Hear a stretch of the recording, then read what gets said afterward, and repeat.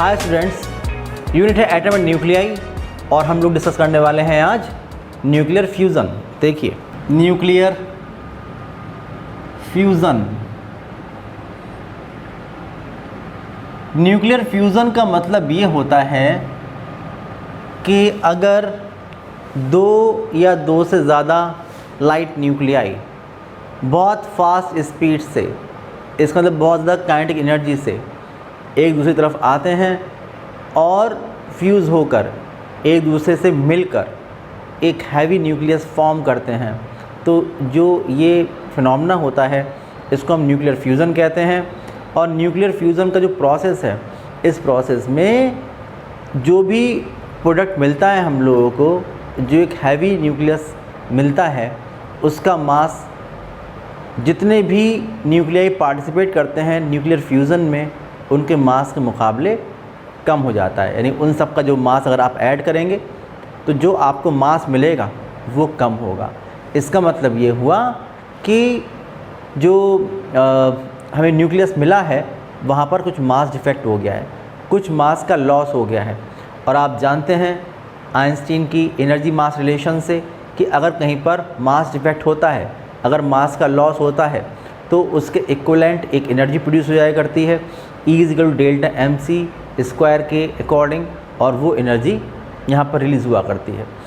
आप ये सोचेंगे कि एनर्जी रिलीज़ कैसे हो रही है, तो अगर हम लोग ये देखें, ये क्वेश्चन में एग्जामिनेशन में आता है कि भाई जो नंबर ऑफ़ न्यूक्लियॉन्स थे उसमें कोई चेंज तो हुआ नहीं है, जितने नंबर ऑफ़ प्रोटॉन थे वो उतने ही रहे, जो नंबर ऑफ़ न्यूट्रॉन थे वो उतने ही रहे, न्यूक्लियस में मिलाकर जितने लेफ़्ट हैंड साइड में थे उतने ही राइट हैंड साइड में। तो बात ये समझ में नहीं आ रही होगी आप लोगों के कि अगर न्यूक्लियॉन्स के नंबर में कोई चेंज नहीं हुआ, आप बैलेंस करते हैं ना केमिकल इक्वेशन को, वैसे न्यूक्लियर इक्वेशन को आप अगर बैलेंस कर देखेंगे तो आप देखेंगे कि इक्वेशन बैलेंस है। इसका मतलब जितने न्यूक्लियॉन्स, जितने प्रोटॉन यहाँ थे उतने प्रोटॉन यहाँ पर हैं, जितने न्यूट्रॉन यहाँ पर थे उतने न्यूट्रॉन यहाँ पर हैं। तो फिर किस तरह से मास डिफेक्ट हो गया और किस तरह से एनर्जी रिलीज़ हो गई। तो ये बात समझ लीजिए कि कोई भी प्रोसेस हो, चाहे न्यूक्लियर फिज़न का प्रोसेस हो, चाहे न्यूक्लियर फ्यूज़न का प्रोसेस हो, वहाँ पर जो नंबर ऑफ़ न्यूक्लियॉन्स होते हैं उनमें कोई चेंज नहीं होता है। नंबर ऑफ़ प्रोटॉन जितने यहाँ पर थे उतने यहाँ पर रहते हैं, नंबर ऑफ़ न्यूट्रॉन जितने यहाँ पर थे उतने यहाँ पर रहते हैं, लेकिन फिर भी मास डिफेक्ट होता है और एनर्जी रिलीज़ हो जाया करती है। इसका रीज़न ये है कि आप लोग अगर स्टडी करें बाइंडिंग एनर्जी कर्व की तो आपकी बात समझ में आएगी। या ऐसे भी आप समझ सकते हैं कि जब हम लोग बहुत सारे लाइट न्यूक्लियाई को देखेंगे तो उनकी बाइंडिंग एनर्जी पर न्यूक्लियॉन जो होती है वो कम होती है, इसलिए वो अनस्टेबल होते हैं और वो मिलकर एक कंपैरेटिवली एक हैवी न्यूक्लियस फॉर्म करते हैं। बहुत हैवी नहीं, कंपैरेटिवली एक हैवी न्यूक्लियस फॉर्म करते हैं जिसकी बाइंडिंग एनर्जी पर न्यूक्लियॉन जो होती है वो ज़्यादा होती है। ओके, इसलिए क्या होता है, इसलिए जो चेंज हुआ है बाइंडिंग एनर्जी पर न्यूक्लियॉन का, जितनी बाइंडिंग एनर्जी पर न्यूक्लियॉन बढ़ गई है उसको अगर नंबर ऑफ़ न्यूक्लियॉन से मल्टीप्लाई कर देंगे तो उतनी एनर्जी रिलीज़ होगी। क्यों? क्योंकि अब पहले जो न्यूक्लियॉन्स थे वो लूजली बाउंड थे। अब क्या हुआ, जब हैवी न्यूक्लियस बन गया, उसकी बाइंडिंग एनर्जी पर न्यूक्लियॉन ज़्यादा हो गई, तो वो जितने भी न्यूक्लियॉन्स थे अब वो टाइटली बाउंड हो गए हैं। इसका मतलब ये हुआ कि अब वो और ज़्यादा टाइटली बाउंड हो गए हैं। इसका मतलब एनर्जी ज़्यादा रिक्वायर्ड है, और वो एनर्जी कहाँ से मिलेगी? On the account of mass. जब मास डिफेक्ट होगा उससे मिलेगी। इसलिए यहाँ पर ये बात आती है कि कहाँ पर जो न्यूक्लियॉन्स हैं वो लूजली बाउंड है, कहाँ पर टाइटली बाउंड है। तो जहाँ पर टाइटली बाउंड होंगे वहाँ ज़्यादा एनर्जी रिक्वायर्ड होगी और वहाँ पर ज़्यादा मास डिफेक्ट होगा, और इस वजह से वो मास जो है वो एनर्जी में कन्वर्ट हो जाएगा, वो एनर्जी रिलीज़ हो जाएगी। और यही न्यूक्लियर फिज़न में भी होता है। न्यूक्लियर फिज़न में क्या होता है कि जो बहुत हैवी न्यूक्लियस होता है उसकी बाइंडिंग एनर्जी पर न्यूक्लियॉन जो होती है वो कंपैरेटिवली कम होती है। जब वो दो या दो से ज़्यादा फ्रैगमेंट्स में डिवाइड हो जाया करता है, न्यूक्लियर फिज़न के प्रोसेस बता रहा हूँ, तो भी बाइंडिंग एनर्जी पर न्यूक्लियॉन जो होती है वो, अगर आप बाइंडिंग एनर्जी कर्व देखेंगे तो आप देखेंगे कि वो जो बाइंडिंग एनर्जी पर न्यूक्लियॉन है वो बढ़ जाती है। इस रेंज से यहाँ पर आते हैं, ऊपर आ जाते हैं। जैसे 7.6 किसके लिए थी? 7.6 मिलियन इलेक्ट्रॉन वोल्ट पर न्यूक्लियॉन, ये थी यूरेनियम के लिए, और जब उससे बेरियम क्रिप्टॉन बनते हैं तो 8.5 हो जाती है। मैंने प्रीवियस वीडियो में बताया भी था आप लोगों को कि यहाँ पर जो डिफरेंस हुआ बाइंडिंग एनर्जी पर न्यूक्लियॉन का वो कितना हुआ, 7.6 से 8.5, तो 8.5 minus 7.6 multiplied by number of nucleons that is 236 और 240 कुछ भी कर दीजिए। तो जो न्यूक्लियर फिजन के एक इक्वेशन में, यानी यूरेनियम न्यूक्लियस का अगर एक बार न्यूक्लियर फिजन हुआ है तो जो एनर्जी रिलीज़ होगी वो निकल के आ जाएगी, क्योंकि वहाँ पर ये जो न्यूक्लियस था हैवी न्यूक्लियस वन स्टेबल था, वो वहाँ पर न्यूक्लियॉन्स लूजली बाउंड थे, और जब वो यहाँ पर बेरियम और क्रिप्टॉन में डिवाइड हो गया तो वहाँ पर जो न्यूक्लियॉन्स हैं वो रहे उतने ही प्रोटॉन रहे, उतने ही न्यूट्रॉन रहे, लेकिन वो टाइटली बाउंड हो गए हैं, इसलिए वहाँ पर एनर्जी रिलीज़ होगी, क्योंकि ज़्यादा एनर्जी रिक्वायर्ड होगी और वो मिलेगी हम लोगों को on the account of mass defect होगा वहाँ पर भी, और वो मास एनर्जी में कन्वर्ट होके रिलीज़ हो जाएगा और जो न्यूक्लियॉन्स होंगे वो टाइटली बाउंड हो जाएंगे। ये बात थी, ठीक है ना।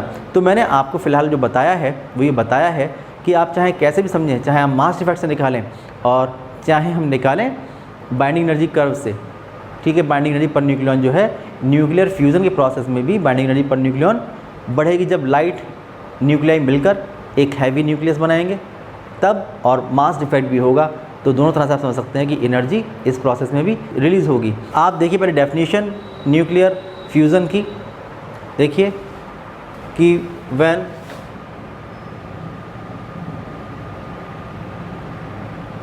टू और मोर light nuclei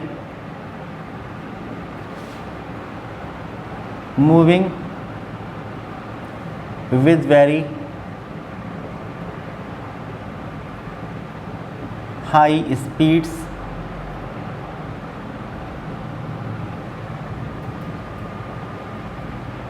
together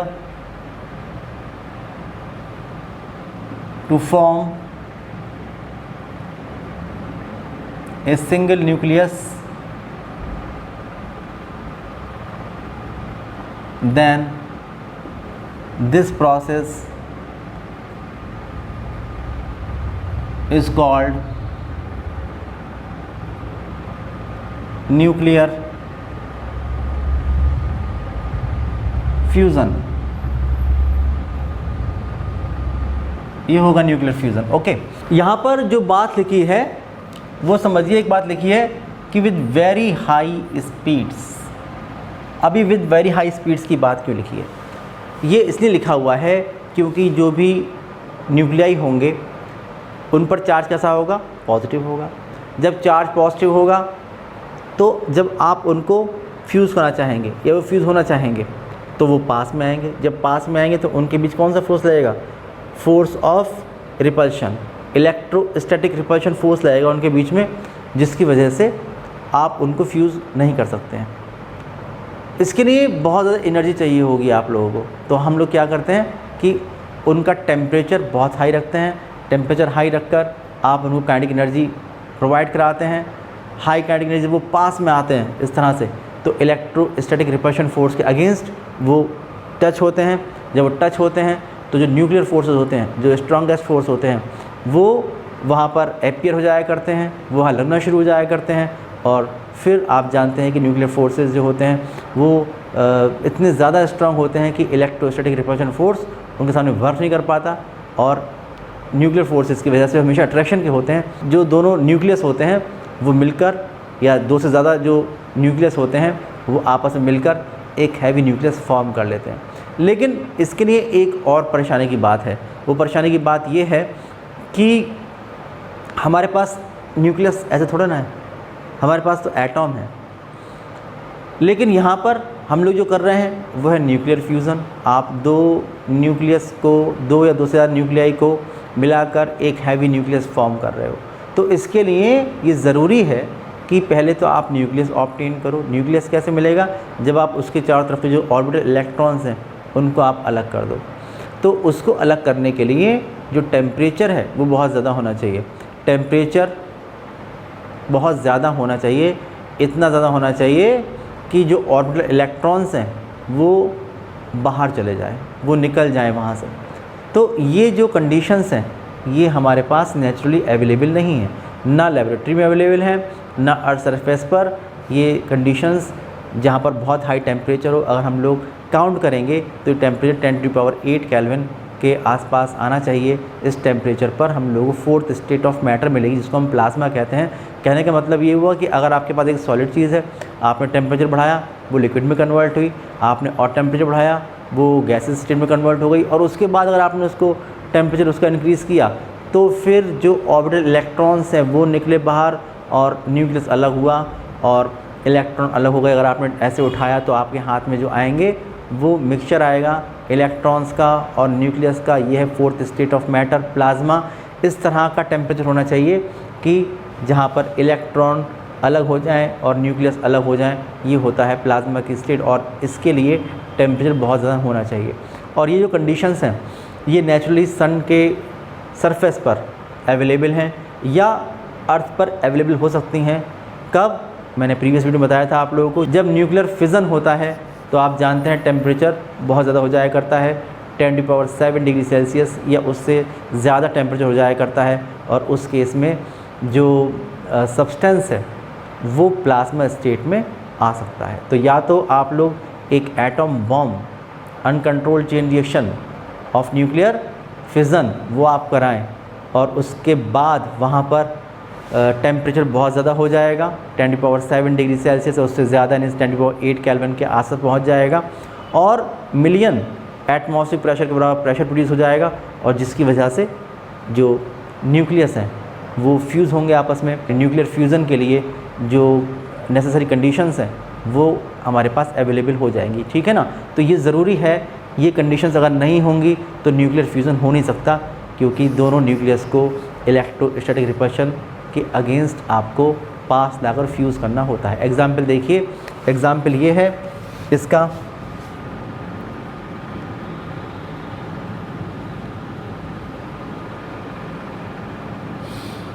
एग्ज़ाम्पल ये है कि अगर दो ड्यूट्रॉन फ्यूज़ हुए 1H2 + 1H2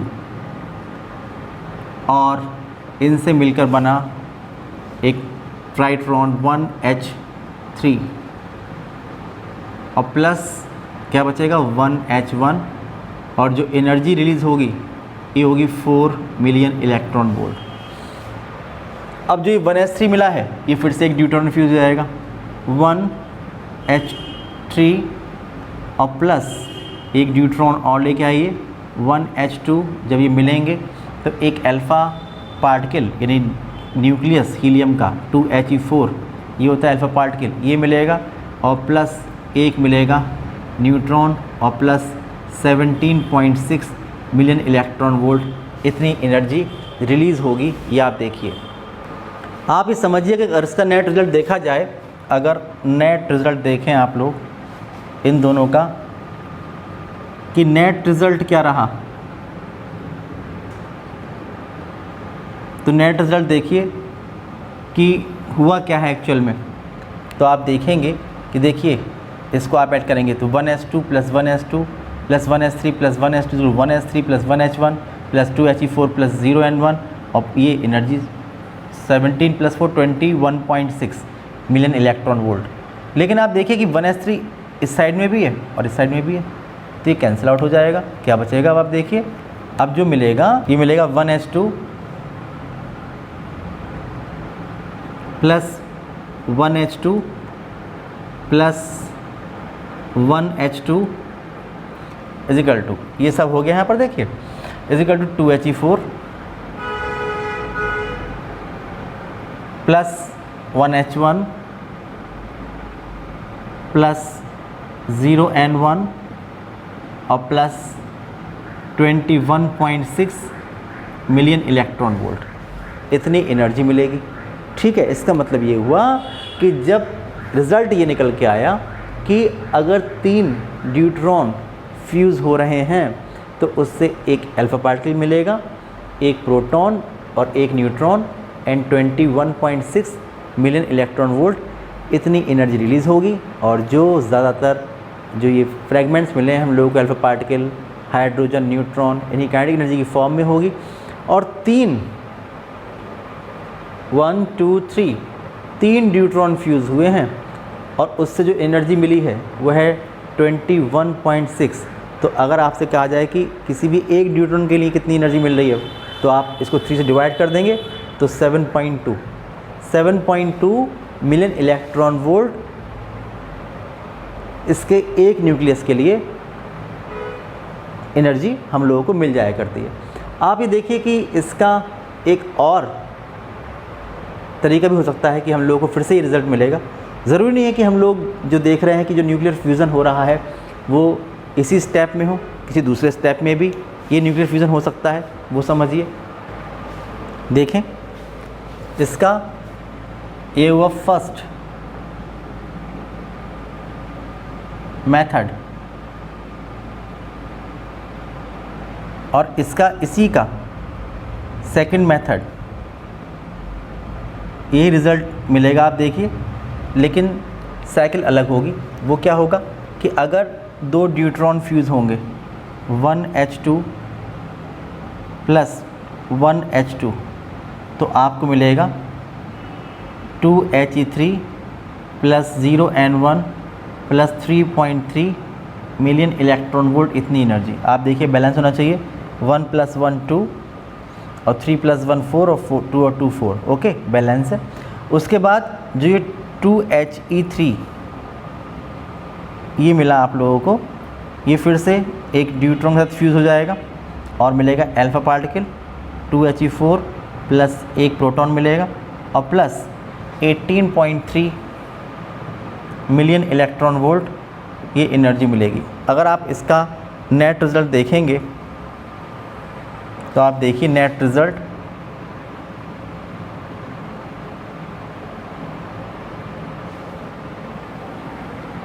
आप इनको ऐड करेंगे तो this plus this plus this plus this equal to this plus this plus this plus this और एनर्जी वही 21.6 हो जाएगी मिलाकर। लेकिन आप देखिए यहाँ पर 2He3 है इस साइड में और इस साइड में भी है, इससे कैंसिल हो जाएगा। तो जो रिज़ल्ट बचेगा हमारे पास वो यही होगा कि 3 ड्यूट्रॉन फ्यूज़ हुए हैं 1H2 plus 1H2 plus 1H2, ये 3 ड्यूट्रॉन फ्यूज़ हुए, okay, is equal to 2He4 plus 1H1 plus 0N1 and plus इनको ऐड किया तो 21.6 मिलियन इलेक्ट्रॉन वोल्ट इतनी एनर्जी मिल रही है।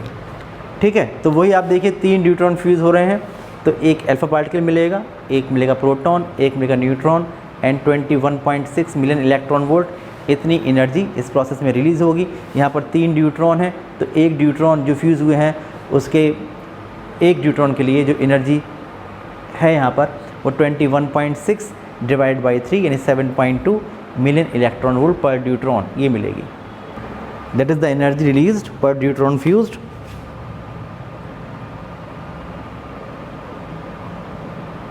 The energy released per deuteron fused 21.6 upon 3 is equal to 7.2 million electron volt इतनी energy आप लोगों को मिल जाएगी। तो ये बात समझ में आप लोगों की आ गई होगी किस तरह से न्यूक्लियर फ्यूज़न हो रहा है और आप लोगों को यहाँ से एनर्जी मिल रही है। जैसा कि मैंने आप लोगों को पहले ही बताया कि डिफ़िकल्टीज़ की बात आती है कि जो न्यूक्लियर फ्यूज़न है इसको करने में कौन कौन सी डिफ़िकल्टीज़ सामने आती हैं। जैसे कि आपने फिज़न में पढ़ा था वैसे फ्यूज़न में पढ़ लीजिए।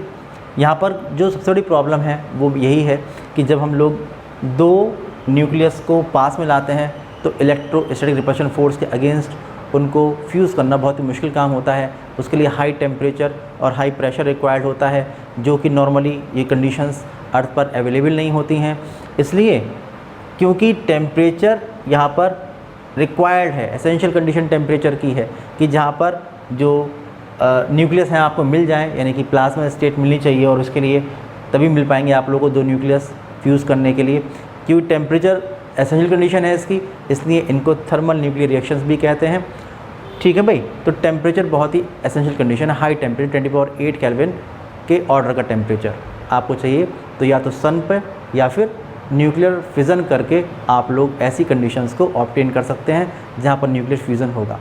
उसके बाद आप ये देखिए कि एक बार आप देखिए कि अगर हम लोगों ने इन न्यूट्रॉन को फ्यूज़ किया तो एनर्जी मिली 21.6 मिलियन इलेक्ट्रॉन वोल्ट। और आप लोगों को ये याद होगा कि जब एक फिज़न होता है यूरेनियम के एक न्यूक्लियस का, तो वहाँ पर approximately 216 million electron volt energy मिलती है पर फिज़न। यहाँ पर मिल रही है केवल 21.6।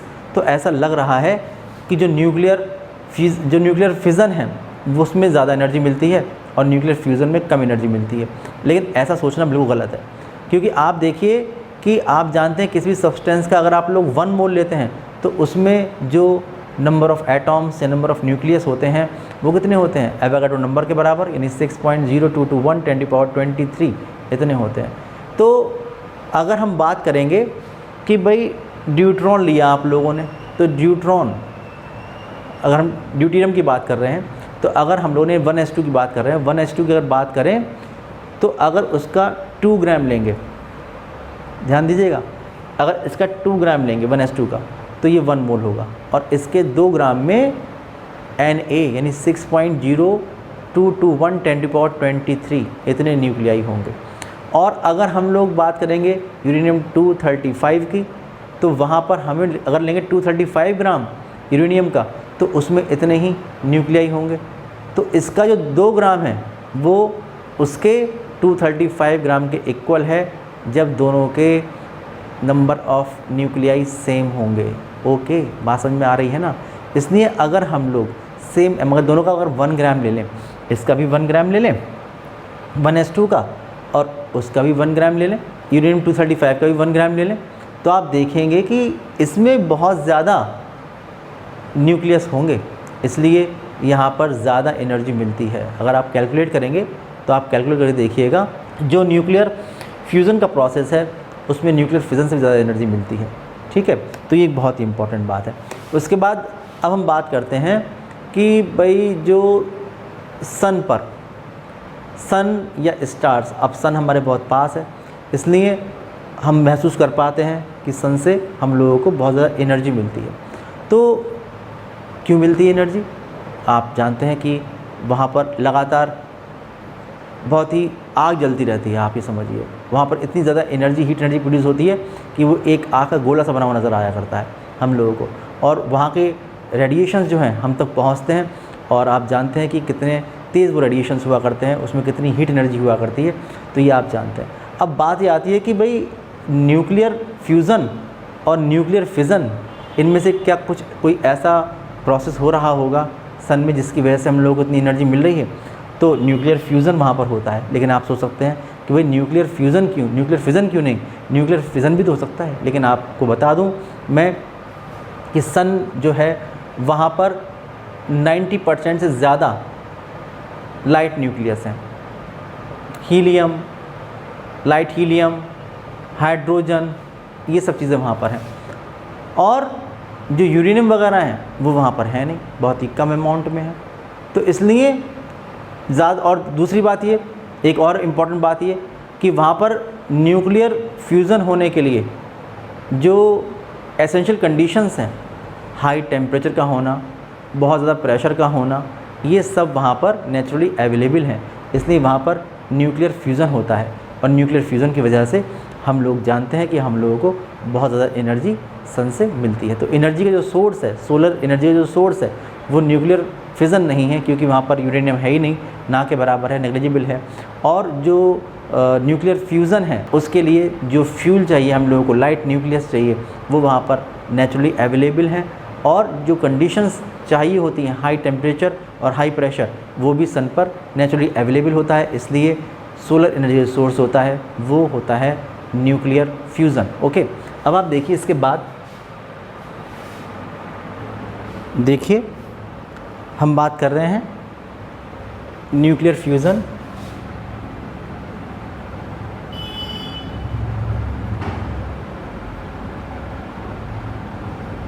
एज ए सोर्स ऑफ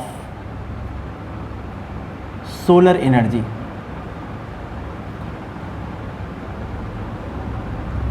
इसकी हम लोग बात कर रहे हैं।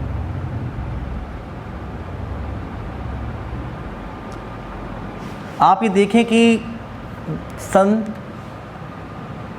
बिलियन ईयर्स से, करोड़ साल से 3.8 इंटू 10⁻26 जूल पर सेकंड के रेट से एनर्जी को एमिट कर रहा है। और 1939 में एक साइंटिस्ट हैं एच बैथे, इन्होंने इसका एक्सप्लेनेशन दिया, क्योंकि ये कोई पॉसिबिलिटी नहीं लग रही है, ऐसा कोई साइन नज़र नहीं आता कि कुछ टाइम बाद जो सन की एनर्जी है या जो उसकी पावर है, जिस रेट से वो एनर्जी को एमिट कर रहा है, वो कम हो जाएगी, ऐसा लगता नहीं। तो इसके बारे में 1939 में एच बैथे ने एक्सप्लेनेशन दिया। उन्होंने बताया कि जो सन है या जो स्टार्स हैं वहाँ पर न्यूक्लियर फ्यूज़न हो रहा है, और न्यूक्लियर फ्यूज़न के लिए उन्होंने 2 साइकिल बताई, proton proton cycle and carbon cycle. तो कौन सी साइकिल की पॉसिबिलिटी है, क्या होगा, किस तरह से तो न्यूक्लियर फ्यूज़न होता है और हम लोगों को एनर्जी मिलती है, इसके बारे में दोनों साइकिल्स को मैं आपको एक्सप्लेन कर रहा हूँ, समझिए। देखिए, फर्स्ट साइकिल है कार्बन साइकिल।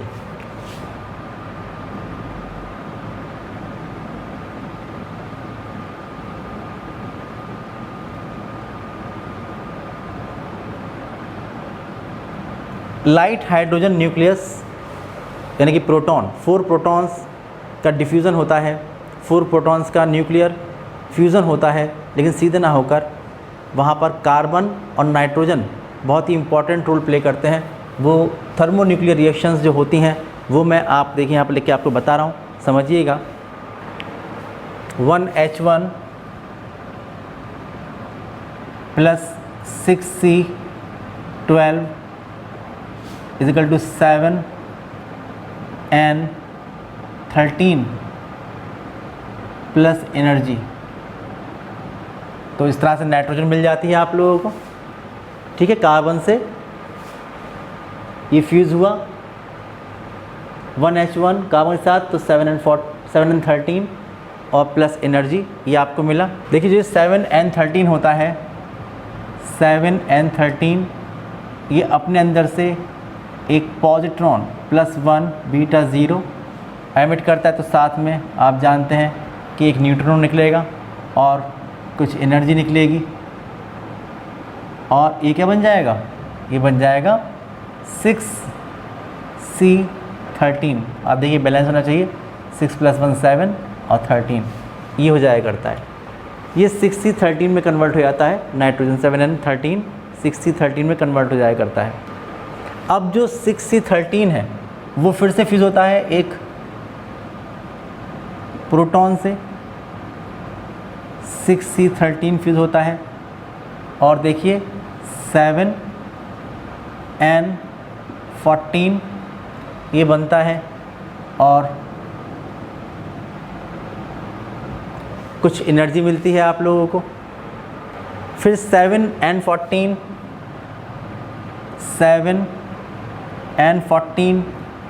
ये फ्यूज़ होता है एक और प्रोटॉन के साथ, और ये बन जाता है 8O15, और इस फ्यूज़न की वजह से कुछ एनर्जी मिलती है, आप लोग देख रहे हैं। 8O15 फिर से एक पॉजिट्रॉन एमिट करता है, 8O15 एक पॉजिट्रॉन, और साथ में तो एक न्यूट्रॉन निकलेगा ही, कुछ एनर्जी निकलेगी। इसको एमिट करके ये 7N15 में कन्वर्ट हो जाया करता है।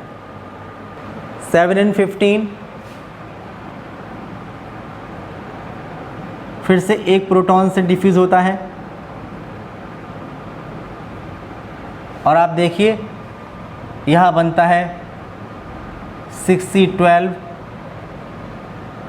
2He4 और प्लस एनर्जी। तो ये साइकिल कंप्लीट हो गई है, ये आप लोगों को मिलता है। आप देखिए कि अगर हम लोग इसको ऐड कर दें तो नेट रिज़ल्ट क्या मिलेगा। जो नेट रिज़ल्ट मिलेगा वो बता रहा हूँ आप लोगों को ऐड करने पर। तो आप देखते जाइए कि इन सबको ऐड करेंगे और इन सबको ऐड करेंगे तो आप देखेंगे कि देखिए 7 and 13 ये है, 7 and 13 ये है, इससे कैंसिल हो जाएगा। 6 13 ये है, 6 13 ये कैंसिल हो जाएगा। फिर 7 and 14 ये है, 7 and 14 ये है, कैंसिल हो जाएगा। 8 और 15 ये है, 8 और 15 ये है, कैंसिल हो जाएगा। 7 and 15 ये है, 7 and 15 ये है, ये कैंसिल हो जाएगा। और देखिए 60 12 ये है और 60 12 ये है, ये कैंसिल हो जाएगा। तो जब ये सब कैंसिल हो गए तो जो रिज़ल्ट बचा फाइनल वो क्या बचा, देखिए 1H1 plus 1H1 plus 1H1 plus 1H1 और कुछ तो बचा नहीं। तो ये जो फाइनल रिज़ल्ट है उसमें कहीं पर भी कार्बन नहीं है। तो आप देखेंगे कि 1H1 plus 1H1 plus 1H1 plus 1H1 is equal to, अब यहाँ पर देखो क्या बचा भाई, ये सब ख़त्म हो गया। ये मिला 2He4, ये मिला आपको एक अल्फ़ा पार्टिकल, साथ में ये 2 पॉजिट्रॉन और 2 न्यूट्रिनो, 2 पॉजिट्रॉन और 2 न्यूट्रिनो, और बाकी मिली आप लोगों को एनर्जी प्लस एनर्जी। तो आप देखिए ये फाइनल रिज़ल्ट है। इसका मतलब ये हुआ कि जब 4 प्रोटॉन लाइट हीलियम के न्यूक्लियाई फ्यूज़ होते हैं तो एक अल्फ़ा पार्टिकल आप लोगों को मिलता है। यहाँ पर 2 पॉजिट्रॉन मिलते हैं, 2 न्यूट्रिनो मिलते हैं और एनर्जी मिला करती है। आपको अगर एनर्जी चाहिए तो देखिए कि एनर्जी आप लोगों को जो मिलती है यहाँ पर, ये मिलती है 1.93 मिलियन इलेक्ट्रॉन वोल्ट। जो नेक्स्ट रिएक्शन है यह मिलती है 1.20 मिलियन इलेक्ट्रॉन वोल्ट। यह मिलती है 7.6 मिलियन इलेक्ट्रॉन वोल्ट। उसके बाद आप देखें 7.39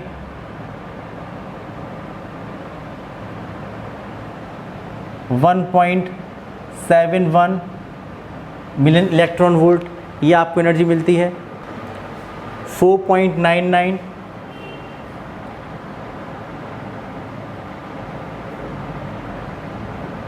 4.99 मिलियन इलेक्ट्रॉन वोल्ट, और जब आप इसको टोटल करते हैं तो मिलती है 24.8 मिलियन इलेक्ट्रॉन वोल्ट। इतनी आप लोग टोटल एनर्जी यहाँ से मिलती है। इसके अलावा जो ये 2 पॉजिट्रॉन मिल रहे हैं, यहाँ पर ये होता है कि 2 पॉजिट्रॉन 2 इलेक्ट्रॉन से मिलकर जो पेयर एनिहिलेशन है आपको पढ़ाया गया था वो करते हैं। क्या होगा कि जो ये 2 पॉजिट्रॉन मिले 1 बीटा 0 और एक ये +1 बीटा 0, ये 2 इलेक्ट्रॉन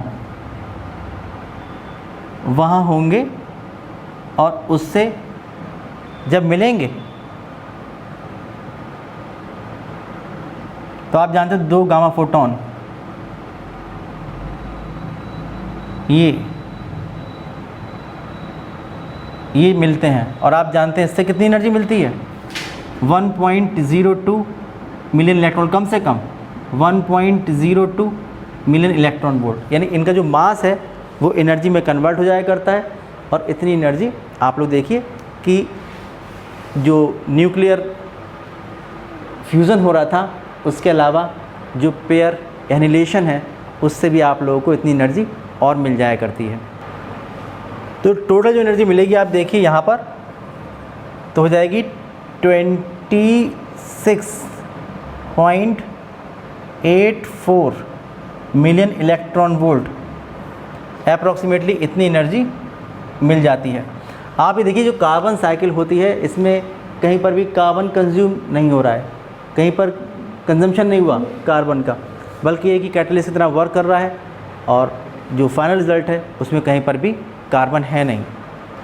जो सन का मटेरियल होता है, उसका मैटर जो होता है, उसके 1 ग्राम में 2 × 10⁻23 प्रोटॉन होते हैं, इसलिए उनके न्यूक्लियर फ्यूज़न से हम लोग को कितनी ज़्यादा एनर्जी मिलती है ये आप समझ पा रहे होंगे। तो ये कार्बन साइकिल है। अब देखिए नेक्स्ट साइकिल है प्रोटॉन प्रोटॉन साइकिल।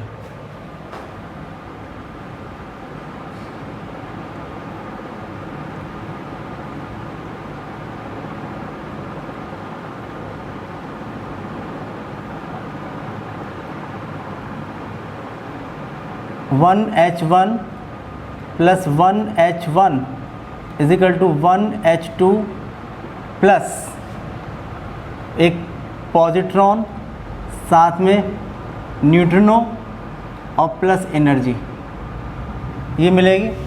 ये जो 1H2 मिला है ये फिर से फ्यूज होगा प्रोटॉन से, तो 1H1 + 1H2 = 2He3 and plus energy ये मिलेगा। अब होगा ये कि जो ये है ये रिएक्शन और ये रिएक्शन ये 2 टाइम्स होंगी,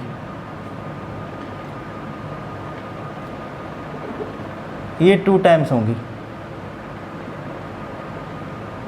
जब 2 टाइम्स होंगी तो आप देखिए 2He3 2 बार मिलेगा, फिर वो आपस में फ्यूज होंगे 2He3 और plus 2He3 = 2He4 + 1H1 + 1H1 और प्लस एनर्जी। जो एनर्जीज मिलती हैं ये है 0.42 मिलियन इलेक्ट्रॉन वोल्ट। यहाँ पर जो एनर्जी मिलेगी वो होगी 5.49 million electron volt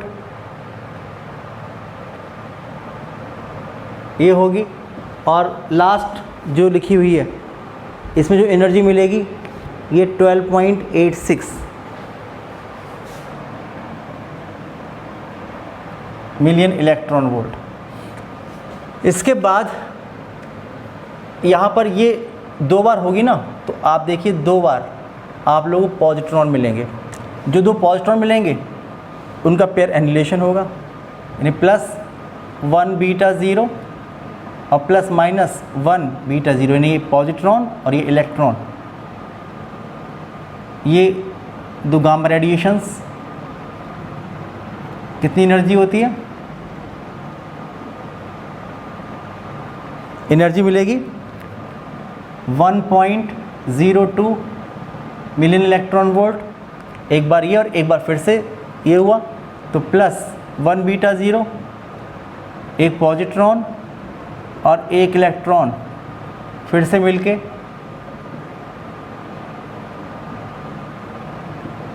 2 gamma photon, और जो एनर्जी मिलेगी वो मिलेगी यही 1.02 मिलियन इलेक्ट्रॉन वोल्ट।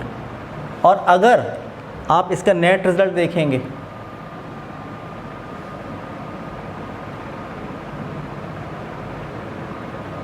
तो नेट रिज़ल्ट यही आएगा जो कि ये आया था। आप करके देखेंगे नेट रिज़ल्ट, तो आप देखिए 2 बार 2He3 ये 2 टाइम्स हुआ है, तो ये इससे कैंसिल हो जाएंगे, ये कैंसिल हो जाएंगे। ओके, 1H2 ये है, ये 2 बार हुआ है और ये भी 2 बार, तो 1H2 ये इससे कैंसिल हो जाएगा। ठीक है भाई, तो आप देखिए 1H1 + 1H1 और +1H1 + 1H1 4 टाइम्स ये हो जाएगा। तो आप लिखेंगे कि 1H1 + 1H1 + 1H1 + 1H1 = क्या मिलेगा? ये मिलेगा 2He4 2He4, यहाँ पर जो पॉजिट्रॉन थे यहाँ पर हमने ख़त्म किए थे, यहाँ पर ऑलरेडी हमने यूज़ कर लिए हैं इनको, ओके। और प्लस एनर्जी मिलेगी जो अप्रॉक्सीमेटली उतनी ही होगी, 26.7 मिलियन इलेक्ट्रॉन वोल्ट या मेगा इलेक्ट्रॉन वोल्ट, इतनी एनर्जी आप लोगों को मिल जाया करती है। तो सोलर एनर्जी का ये सोर्स आप समझ पा रहे हैं। देखिए सन में तो ये दोनों तरह की रिएक्शन हो सकती हैं। बाकी कुछ स्टार्स ऐसे होते हैं जिनका टेम्परेचर ज़्यादा होता है सन से, किसी कम होता है, वहाँ पर कोई भी एक साइकिल इनमें से होगी जिसकी वजह से हम लोगों को सोलर एनर्जी किसी भी स्टार से मिल सकती है। सन के अलावा किसी भी स्टार से जो एनर्जी मिलेगी वो भी सोलर एनर्जी ही होगी एक तरीके से। तो आप देखिए ये इनका जो सोर्स है, ख़ास बात ये है कि जो सोर्स है वो न्यूक्लियर फ्यूज़न है, न्यूक्लियर फिजन नहीं है।